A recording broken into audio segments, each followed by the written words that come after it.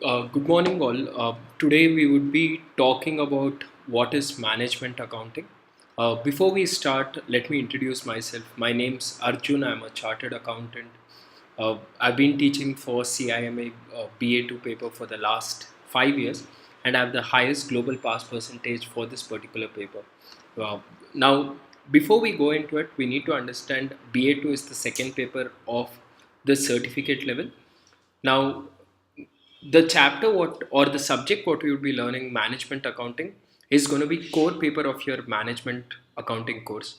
So at this level we call it as BA2. As we keep going further in different levels, we would be looking into it as P1 in our operational level, P2 in the managerial level, and P3 in the strategic level. So this subject is the one which is going to be carrying forward for all the further levels of your CIMA journey, and this would act as a base for you guys.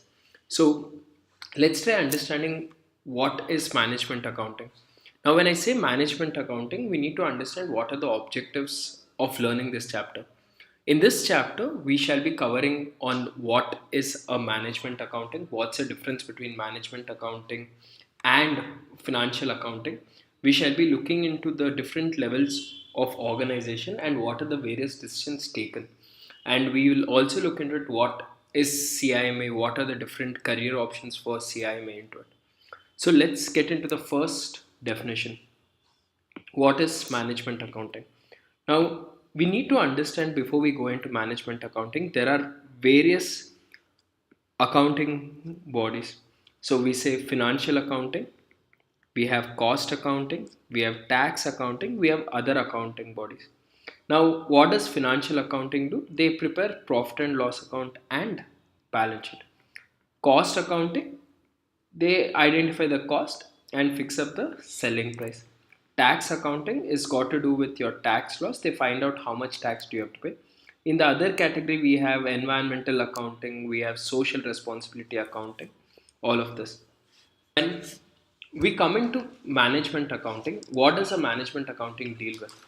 Now, management accounting, what it does is it basically is an application. Now, application of what? Application of financial accounting and financial management. Why are you applying this? We apply this to create value.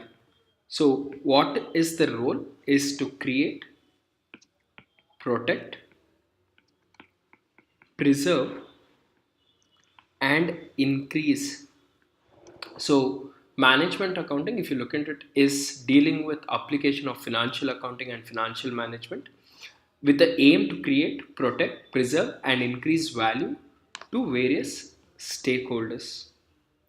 Now, who are these stakeholders? They can be either profit or non-profit organizations, or it can be private or public enterprise. So you need to understand few key terms because in your examination, in your fill in the blanks or the objective questions, they would be asking you certain questions like this. What is management accounting? Or they say management accounting is application of dash and dash. So we know it is financial accounting and financial man. What is the objective of financial accounting? Is to create, protect, and preserve value. Value to whom? Stakeholders. Can the stakeholders be profit and non-profit organizations? Yes, it can be both. It can be both private as well as the public enterprise. So let's just look into the definition of it, what CIMA defines. So CIMA defines management accounting as the application of accounting and financial management. Again, I told you is to create, protect, preserve, and increase value for the stakeholders. It is applicable for profit and non-profit enterprise in both public and private sector areas. Clear? So the key points what we need to understand is CIMA, or we say management accounting. Management accounting is all about creating value and communicating the information to various stakeholders. Now, let us look into the four global management accounting principles. Now, CIMA along with AICPA They have defined four global management accounting principles which has to be followed when we are providing information. What are these four? We call this as IRTV. Again, I'm saying it's IRTV. What does I stand for? I stands for influence, R stands for relevance, T is trust, V is for value. So look into it. First one, influence, relevance, trust, and value. What is influence? When we are providing information, this tends to influence the decision making. So we need to make sure that whatever information we are giving is helping the managers to take the right decision. The information whatever we provide has to be relevant towards the decisions I take. If I have to give a bonus to an employee, if a manager comes or a management accountant comes and gives me information regarding the uh, purchase of capital asset, it does not be relevant. Trust, accountability is one of the major areas what we look at as a management accounting. To make sure accountability is there, we need to make sure we scrutinize every information and verify it before we present. Last, as we said, we need to make sure we are going to be providing value for every information to the various stakeholders of the company. Next, we need to understand what's the difference between data and information. As I told, as management accountants, we shall be providing information and not data to the managers. So, what is data? Data is raw facts and figures, or we say statistics.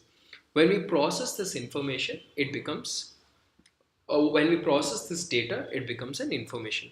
So now let's try understanding an example on what is data and what is information. Let's say I go to a class, collect a list of names of a class, list of names of students in a class. This collection of all the names becomes data. From here, I want to analyze how many are male or female, how many are, let's say, above 18 or below 18, or how many are from Bangalore or any other place. So now I'm converting my data into specific information what I require. This is known as my information. So process data becomes information. Clear? So let's come to the next one. Now, what are the characteristics of good information? Since we are providing information, we say the characteristics of good information are ACCURATE. We say accurate. So what does this accurate stand for? A is accuracy, C is completeness, C is cost benefit,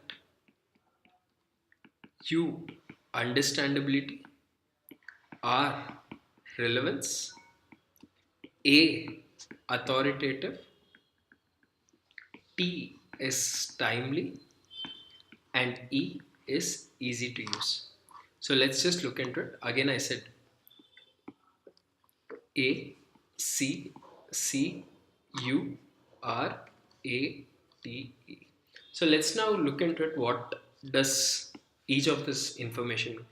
When I say accurate, the data has to be correct and should convey right information. If I say instead of writing $10,000, I cannot write $1,000 and say my data is accurate. I should be making sure when I'm giving my numbers, it has to be accurate to the last decimal. I cannot give an incomplete information. Third one is cost benefit on it.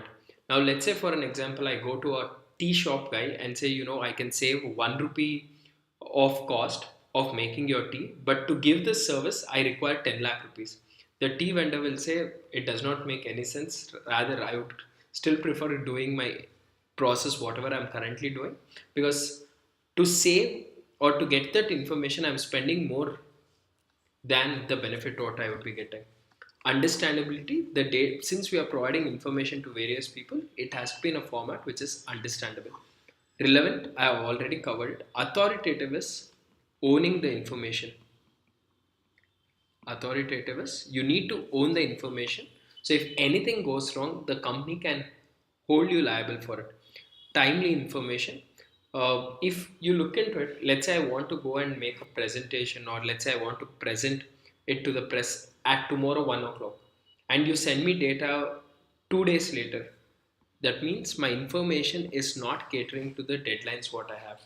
Finally, once I meet all of this, automatically my data or the information will become easy to use. So let's just look into a couple of examples on what accurate means. A management accountant submitted report to the management regarding sales report of the company. The report was 100 pages and last 2 months data was missing. So what are the 2 points if you look into it? Report had 100 pages. That means it had too much information. Last 2 months data was missing, so it lacked completeness. Now let's come to the second example. Same question. A management accountant submitted a report to the management regarding sales report of the company. The report was submitted on 30th May, where the board was scheduled for 15th May. That means the information was not given on time. Third part. A management accountant submitted a report to a company regarding the sales report. The report had different terminologies which was confusing for the users. So now terminology is making it confusing, so I had a problem of understanding data, and it made my life difficult. So this is how we'll try looking into it. When we are trying to talk about the characteristics of good information, I need to make sure, again I'm coming back to the point, that it has to be accurate, complete, cost benefit, understandability, relevant, authoritative, timely, and easy to use. I need to make sure all of this is taken care when I'm trying to provide information to the management. Now, next comes the 3 levels of information. There are 3 levels in an organization. At the top is the strategic level. In between comes the tactical level, and finally comes the operational level. So if you look into it, operational level is in the lower chain, whereas tactical is in between, strategic is in the top. So I want you guys to understand this. If any decision is taken by strategic, it's going to implement or affect everyone. Tactical will affect them, and operational. If operational level guy takes a decision, it majorly affects only the particular group of operations. For an example, let's look into a company. You are having an accounts function, you have a finance manager, and you have a CFO. An account manager will be reliable only for subordinates below him. A finance manager will be responsible for a lot of account managers together, and he is going to be working as per the instructions of the CFO. Now, the kind of information what is required by a CFO, he will be looking into more of external source of information, and he will try bringing that to the company. So he will communicate it to the finance manager. The finance manager is going to be implementing those with the help of the Kia. So these guys are going to be my operational level. This is going to be my managerial level. This is going to be my strategic level in an organization.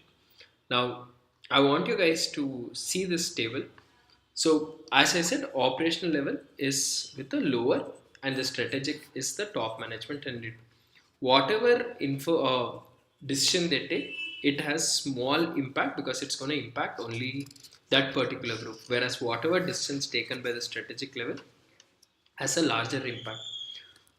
Since strategic level guys tend to be working from on an external environment, their information is a lot more unstructured, whereas operational level has to follow certain rules and regulations in their work, so they tend to be more structured. Short term decisions are taken at operational level, and whatever decisions are taken by strategic level tend to be long term, right? So let's look into the other part of it. What is the kind of information required? So a strategic level guy, because he has lesser time for taking decisions, he requires more information on a summarized manner. He is focused more on external information. He cares more about subjective and his decisions are futuristic. Whereas operational level guys is going to be just a contrast of the entire thing. He tends to be more detailed. His information is based on what is given by the managers. He wants more accurate and he is more concerned about his historical facts. Clear? Now comes the next role. What is the purpose of management accounting? We say the purpose of management accounting is PCD. P stands for planning, C for controlling, D for decision making. So, what is the planning,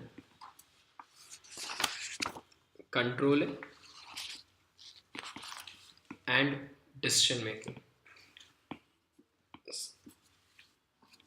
What you want to achieve is planning. What is controlling? What you wanted to achieve versus what you have achieved. So let's say for an example, I wanted to make a revenue of $100 million, whereas I made a revenue of $90 million. So what I wanted to achieve was $100 million. What I achieved was $90 million. So comparing what I achieved with what I wanted to achieve is my controlling function. So once I know what it is, I need to take decisions regarding the future, whether I need to continue with the same product or what is that I need to do to make sure my revenues are met. So this is a function of decision making. So management accounting, as I said, deals with three things: planning, controlling, and your decision making. Right? Now, before we go to the next topic, let's understand the difference between financial accounting and management accounting. A financial accounting is a statutory requirement. These are so every company has to maintain a financial accountant because it is given by the law that every company should maintain its own records. Whereas management accountant, it is on the discretion of management. When I say discretion of the management decides whether they need to hire a management accountant or not. So it is not compulsory for every company to have a management accountant. If they find that there is a value to be, they want somebody to increase value, then they would go in and hire a management accountant. Then comes the second part. Now, the reports of financial accountant, as I said, are governed by rules and regulations because this is as per the law. Whereas management accountant reports are flexible, so it is more need based.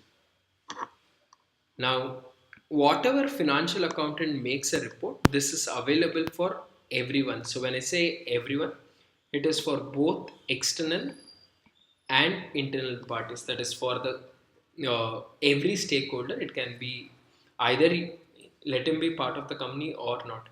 Whereas the management accountant information is available only for the people who have hired or who has requested for those services. So if a company has hired a management accountant to know a particular information about the efficiency of a company, so the information will be shared to that respective manager alone, not to the external public. So just let's look into it. What are the differences? As I said, financial accounting is concerned with ascertainment of profit or loss and to know the financial position of the company. Management accountant, as per the discretion of the management. Financial accounting is accessible for both external and internal parties, whereas this is not available. Last part, preparation. I said it is as per the rules and regulations which are guide. Here it is as per the management. Now, the next part of it is IFAC. What is this IFAC and how is it related to CIMA? So there are various accounting bodies in the world. We have our ICI, we have CPA, we have ACCA, we have CIMA, we have CPA Australia, we have CA of Sri Lanka. So all of these accounting bodies have come together and formed a body known as IFAC, International Federation of Accounting. Now, what does this do? This IFAC gives members of every accounting body a mutual recognition. So, if as a student you complete your CIMA and get your membership, you can go and write a couple of papers and become a CPA Australia, or maybe you can go in and apply for the ACCA exam. You would be getting a mutual benefit in terms of the courses. Now, that is what is an advantage. Now, what does this IFAC do? They basically are in charge of implementing and maintaining operational and fiduciary controls. They also ensure that there is an effective risk management process. Clear? Now, what are the roles a CIMA would play? As a member of CIMA, or once you qualify your CIMA, you are expected to carry out tasks with regards to formulation of policy, then formulation of strategic plan, how to acquire and use finance, providing information to improve business systems. Yeah. Now, as a member of CIMA or CIMA, you are expected to have code of ethics. The code of ethics will be talking of integrity, objectivity, professional competence and due care, confidentiality, and professional behavior. Now, what is this integrity? Integrity, the name itself says being honest. Second, objectivity. Objectivity is you need to place your information not based on relationship but based on facts and figures. Professional competence and due care. Since you are going to be giving your opinions on it, you are expected to have a professional knowledge and take care while taking decisions. Confidentiality.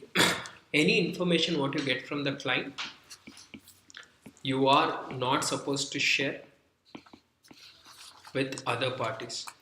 Professional behavior, since you would be complying with certain rules, laws and regulations, The reputation of the profession is at risk, so you are supposed to be following all the relevant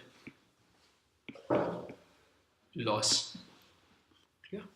Now, take a break. Last one. Now, are the what if you do not maintain those ethics? What would happen? Now, CIMA can either remove you from the professional qualification and you will be no longer looked as a member, that is cancellation of your membership. Second, they can cancel your practicing membership, or they can make you pay a fine and they may ask you to continue. Now, there is last part of it. What are the ways a CIMA or a management accountant is positioned within an organization? There are three things. One, dedicated business partner. Second one, shared services. Third one is BPO. Now, what is this dedicated partners?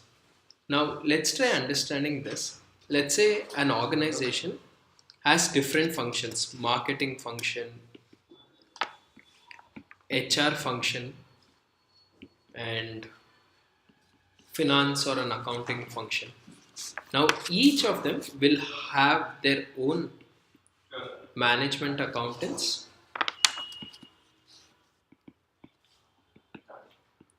who will be helping each of the function make the reports, and then they give it to the top management. Here again, there are going to be different management accountants who are going to be compiling all the information and then start giving it to the management. So now what you need to understand with this is that each function has its own management accountant, and also the top management also has its own management accountant. So it's going to be very costly. Second, there is so much of duplication of work, and sometimes each of this management accountants, since they do not coordinate with any of them, there is going to be isolation with terms of the information what they get. But one good part is each business function will tend to work a lot more better. Second function is my shared service. Now, what happens in a shared service? You will continue to have functions HR, finance, marketing, but there won't be any management accountants. All of these guys are going to be using the management accountants together who are available at the top. Now, what happens because of this? There is a huge cost reduction. The quality of services will be better since all the information is going to be integrated and then be given, and there is going to be consistency. The last part is BPO. BPO stands for business process outsourcing. Now, what happens in a BPO is that the entire information or entire management accounting function is outsourced to a third party. Now, biggest advantage of this is there is a huge cost reduction, and this third party whom we will be giving or outsourcing the data, they are going to be specialist, so I shall be getting a very good quality service. But the risk is I lose out control on the information, then there is a confidentiality risk, right? So let's just run through what we have covered till now. So we started off with what is management accountant. I said management accountant is dealing with principles of financial accounting and financial management to create, protect, preserve, and increase the value of stakeholders, applicable for both private and public, profit and non-profit. Then we looked into four management accounting principles: IRTV, irrelevant, influence, relevance, trust, and value. Then we saw the difference between data and information. From there, we moved into what are the characteristics of good information: ACCURAT, accurate. Then we looked into a couple of examples on it. Then we looked into three levels of management: strategic, tactical, and operational. Uh, then we saw the kind of information required. Then we saw that what is the purpose of management accounting. We defined PCD, planning, controlling, and decision making. Then we moved into difference between financial accounting and management accounting. We looked into what IFAC is. Then what are the CIMA code of ethics, how are they going to play a role, and what are the roles a CIMA plays in an organization. Thank you.